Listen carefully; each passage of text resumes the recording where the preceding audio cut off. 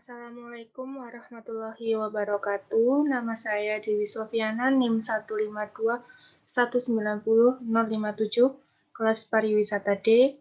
Di sini saya akan mempresentasikan tentang jurnal How Does Sensory Brand Experience Influence Brand Equity Considering the Roles of Customer Satisfaction, Customer Effective Commitment, and Employee Empathy. Atau bagaimana pengalaman merek sensorik mempengaruhi ekuitas merek dengan mempertimbangkan peran kepuasan pelanggan, komitmen afektif pelanggan, dan empati karyawan.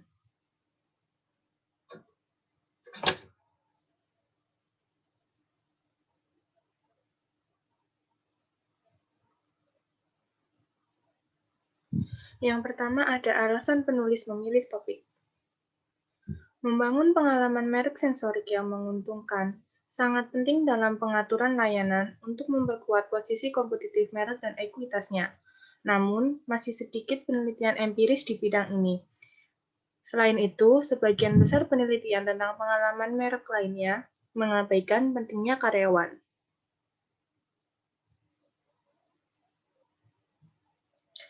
Penelitian ini bertujuan untuk mengkaji pengaruh dari pengalaman merek sensorik pada ekuitas merek dalam industri perbankan melalui kepuasan pelanggan dan komitmen afektif pelanggan.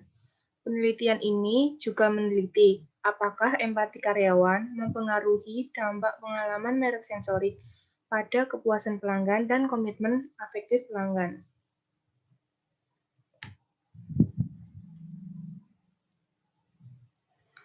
Permasalahan yang diangkat. Dalam bisnis yang semakin kompetitif, selain saling berhubungan dan transparansi lingkungan, merek harus menawarkan pengalaman yang tak terlupakan kepada mereka pelanggan jika mereka ingin membedakan diri dan membangun posisi kompetitif yang kokoh. Menurut Brackus, Smith, dan Zarantonello 2009, pengalaman merek terdiri dari 4 dimensi yang berbeda, yaitu sensorik, afektif, intelektual, dan perilaku. Namun, beberapa peneliti menyarankan dimensi sensorik sangat relevan dalam pengaturan layanan, dan bahkan lebih khusus lagi di industri perbankan. Industri ini saat ini tenggelam dalam revolusi yang mendalam, karena krisis keuangan baru-baru ini merusak reputasi industri. Secara keseluruhan, salah satu kuncinya strategi merek jasa untuk memperkuat daya saing mereka, untuk mendapatkan kembali kepercayaan dan kepuasan pelanggan, dan meningkatkan ekuitas dengan membangun pengalaman merek sensorik yang unggul di cabang mereka. Sayangnya, dari segi akademis, masih sedikit teori tentang bagaimana membangun dan mengelola merek sensorik pengalaman. Karena ini merupakan bidang yang masih berkembang. Demikian pula, masih sedikit penelitian empiris tentang dampak pengalaman merek sensorik.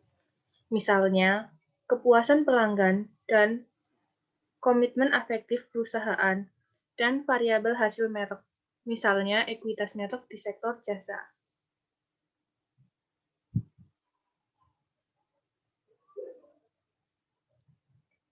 Sejalan dengan membangun pengalaman merek sensorik yang lebih baik, merek jasa juga harus memberikan penekanan khusus pada perekrutan, pelatihan, dan pengembangan karyawan. Karena merekalah yang dapat membuat atau menghancurkan merek dalam setiap interaksi pribadi mereka dengan pelanggan. Karyawan adalah pemangku kepentingan utama dalam pengaturan layanan dan akibatnya. Penyediaan pengalaman yang superior akan bergantung pada karyawan yang mempercayai dan berbagai nilai-nilai merek dan harus bertindak sesuai. Ini juga berarti bahwa karyawan harus memiliki tingkat empati yang tinggi sehingga mereka dapat memahami harapan pelanggan dan bereaksi dengan cepat dan efektif terhadap tuntutan mereka. Teori yang digunakan.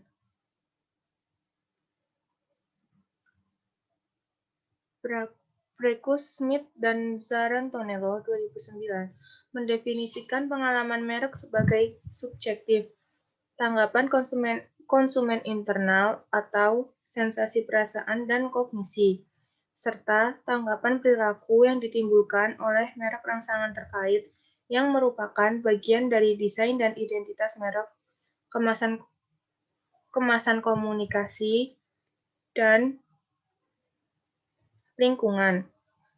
Dari sudut pandang ini,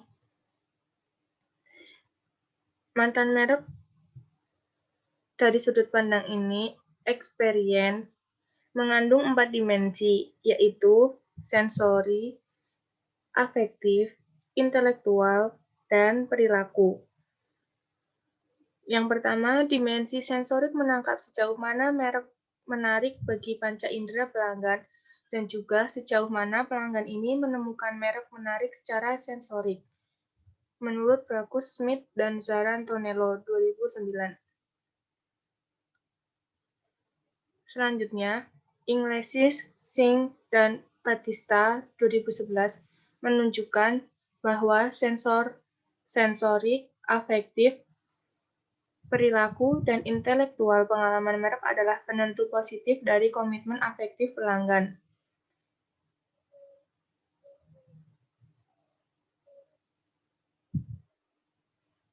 Demikian pula, Jung dan So menemukan bahwa afektif dan pengalaman merek perilaku adalah antisiden positif dari pelanggan setelah komitmen yang efektif.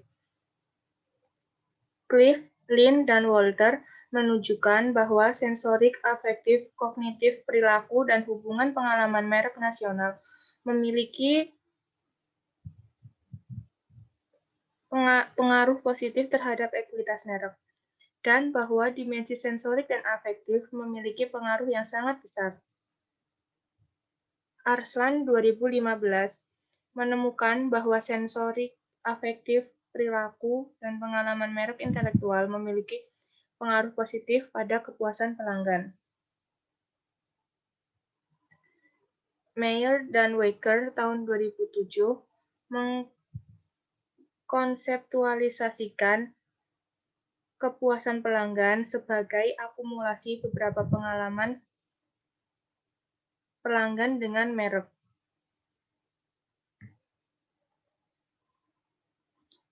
Karyawan dapat mentransfer perasaan dan emosi positif kepada pelanggan, dan perasaan ini cenderung menciptakan komitmen afektif pada pelanggan jika karyawan cukup empati selama interaksi ini.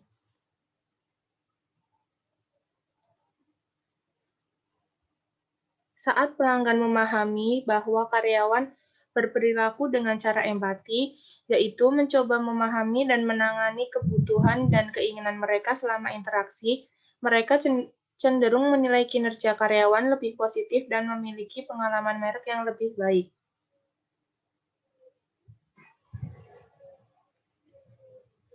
Lei 2015 menemukan bahwa kepuasan pelanggan meningkatkan komitmen afektif pelanggan.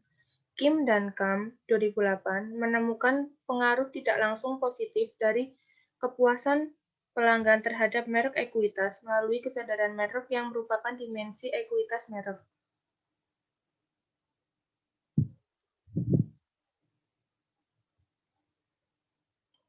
Selanjutnya ada hipotesis. Hipotesis H1 yang ini sensory brand experience, brand equity, itu artinya pengalaman merek sensorik berpengaruh positif terhadap ekuitas merek. Selanjutnya yang H2 ini sensory brand experience ke customer affective commitment, artinya pengalaman merek sensorik memiliki efek positif pada komitmen afektif pelanggan. Selanjutnya yang H3, sensory brand experience ke customer satisfaction. Yang ini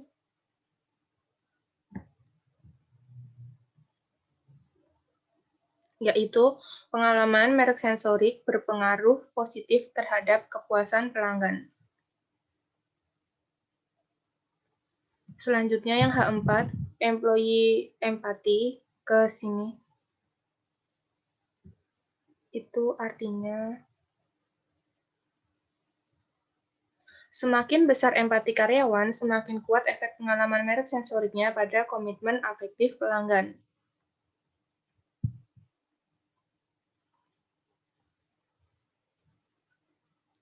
Selanjutnya yang H5, employee empathy ke sini.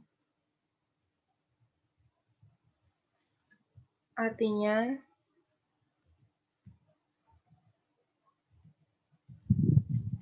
semakin besar empati karyawan, semakin kuat efek pengalaman merek sensoriknya terhadap kepuasan pelanggan.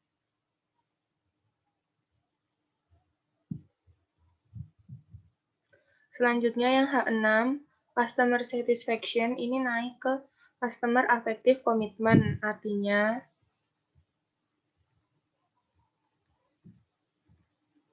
kepuasan pelanggan berpengaruh positif terhadap komitmen afektif pelanggan.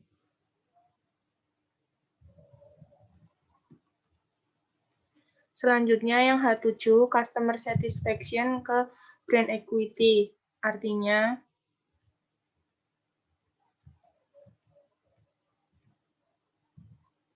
kepuasan pelanggan berpengaruh positif terhadap ekuitas merek.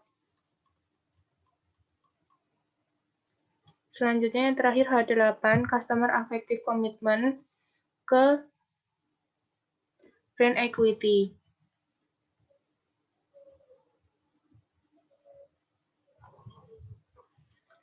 Artinya, komitmen afektif pelanggan berpengaruh positif terhadap keadilan merek. Selanjutnya ada metode penelitian. Pengumpulan data di Spanyol pada tahun 2016 menggunakan panel pelanggan online untuk industri perbankan. Semua negara bagian Spanyol diwakili dalam sampel. Terkait metode prosedur pengambilan sampel, dilakukan pengambilan sampel non-probabilistik berdasarkan kuota. Pendekatan ini menghasilkan sampel 1.739 pelanggan yang usianya berkisar antara 18 sampai 65 tahun, dengan usia rata-rata 40 tahun dan 50,1% responden adalah perempuan, 30% responden berstatus sosial tinggi sampai sedang, 51,1% berstatus sosial sedang, dan 18,9% berstatus sosial rendah. Penulis menggunakan pemodelan persamaan struktural melalui partial least quadrant atau PLS-SEM karena PLS-SEM adalah prosedur yang cocok untuk menguji model yang kompleks dan hubungan kompleks antara konstruksi.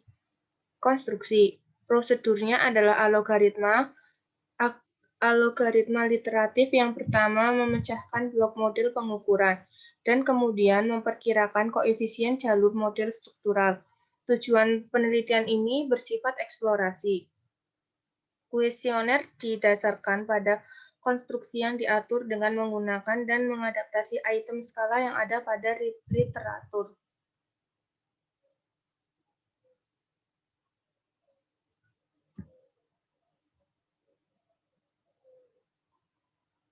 Selanjutnya, hasil dari penelitian.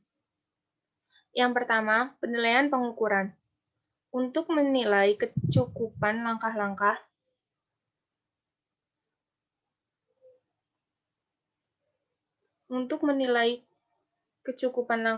penulis memperkirakan nilai tukar kelengkapan melalui reliabilitas item, reliabilitas konstruksi, dan variasi rata-rata ekstrak varian atau AVE. Pertama, reliabilitas item dievaluasi berdasarkan faktor pemuatan item, yaitu variabel yang diamati pada konstruksi mereka masing-masing. Kedua, keandalan konstruksi dinilai melalui kedua komposit nilai kewajiban atau CR dan koefisien alpha Cronbach. Ketiga, AVE itu dinilai karena merupakan ringkasan indikator konvergensi. Penulis juga melakukan cross-loading analisis yang menunjukkan bahwa item memuat lebih banyak pada konstruksi itu mereka mengukur daripada konstruksi lain. Lebih lanjut untuk mendukung validitas konvergen.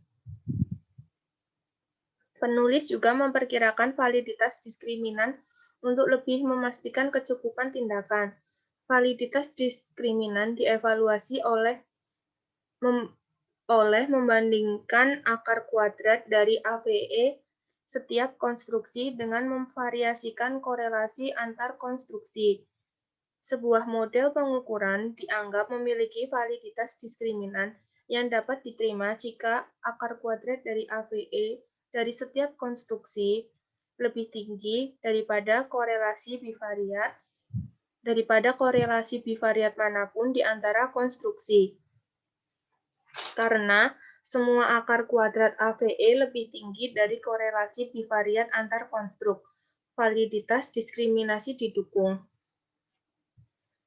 Yang kedua, kesetaraan pengukuran. Menguji kesetaraan pengukuran untuk menilai apakah konstruksi atau melalui item skala mereka yang tidak berubah-ubah antar gender dan status sosial. Para penulis menguji kesetaraan pengukuran untuk menilai apakah konstruksi melalui item skala mereka yang tidak berubah-ubah antar gender dan status sosial sebagai subukuran sampel untuk jenis kelamin dan status sosial cukup besar, yaitu lebih dari 75. Penulis menggunakan CFI untuk menilai inferensi struktural dari konstruksi lintas gender dan status sosial. Hasil menunjukkan bahwa struktur konstruksinya sama untuk pria dan wanita dan untuk 3 kelompok status sosial. Yang ketiga, varian metode umum. Untuk mengatasi masalah varian metode umum, yang potensial ini menggunakan variabel penanda laten psikologi risiko kronologis. Masalah potensial dari Common Method Variance atau CMV muncul di penelitian ini sebagai data yang dikumpulkan dari responden yang sama, yaitu pelanggan. Penulis menerapkan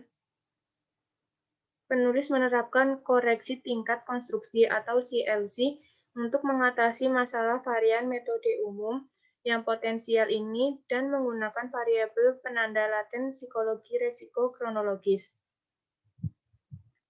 Korelasi tinggi antara variabel penanda laten ini dan variabel konstruksi lain yang ada dalam penelitian ini akan mengkonfirmasi masalah CMV.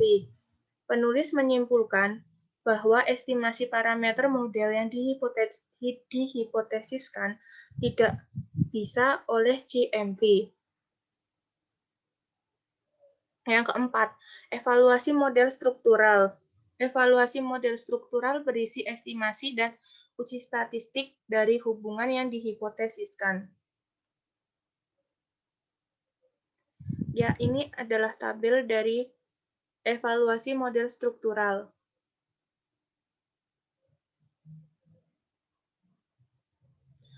Pada akhirnya, pengalaman merek sensorik berpengaruh positif dan langsung pada komitmen afektif pelanggan dan kepuasan pelanggan yang secara empiris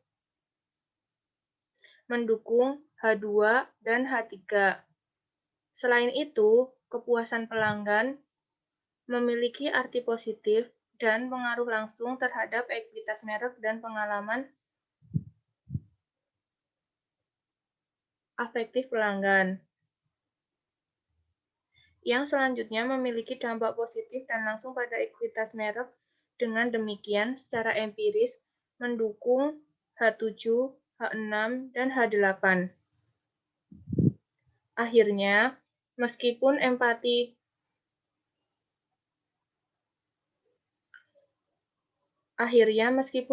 karyawan tidak mempengaruhi hubungan pengalaman merek sensorik dan komitmen afektif pelanggan, empati karyawan tersebut bernilai negatif. Berpengaruh langsung pada hubungan antara pengalaman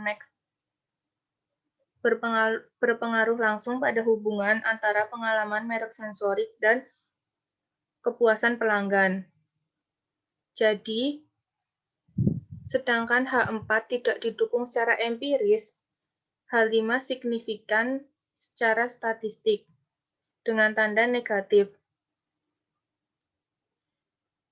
Sebagai efek langsung dari pengalaman merek sensorik pada ekuitas merek tidak signifikan. Penulis menyimpulkan bahwa komitmen afektif pelanggan merupakan mediator parsial dari dampak kepuasan pelanggan atas ekuitas merek.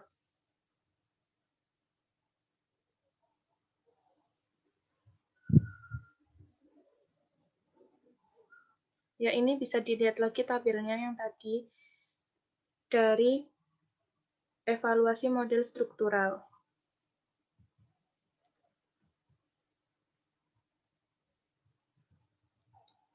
Selanjutnya, kesimpulan. Hasil penelitian menunjukkan bahwa pengalaman merek sensorik memiliki dampak tidak langsung yang positif terhadap ekuitas merek melalui kepuasan pelanggan dan komitmen afektif pelanggan.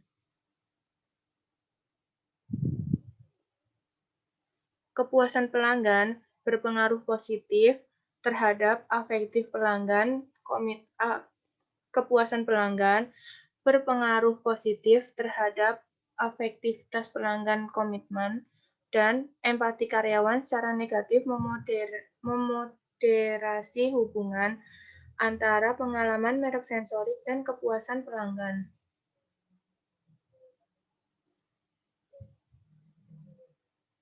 Penelitian ini berkontribusi pada literatur dengan menunjukkan efek langsung dari pengalaman merek sensorik pada ekuitas merek tidak signifikan dalam konteks layanan perbankan.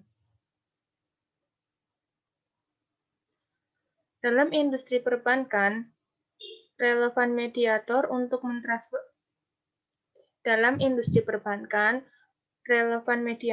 mentransfer pengalaman merek sensorik positif ke ekuitas merek yang ditingkatkan itu diperlukan. Penelitian ini juga menunjukkan bahwa dalam industri perbankan, kepuasan terhadap merek berpengaruh positif terhadap komitmen afektif pelanggan terhadap merek, yang pada gilirannya mempengaruhi merek secara positif.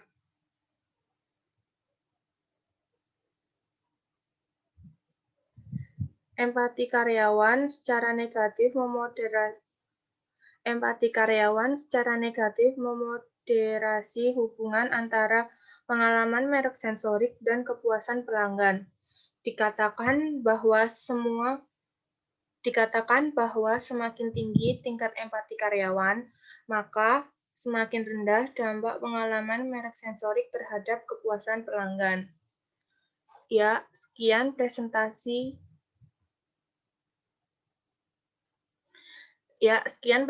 yang bisa saya sampaikan. Kurang lebihnya mohon dimaafkan. Billahi taufiq wal hidayah. Wassalamualaikum warahmatullahi wabarakatuh. Jika ada yang ingin ditanyakan, boleh langsung ditulis di bawah ya. Terima kasih.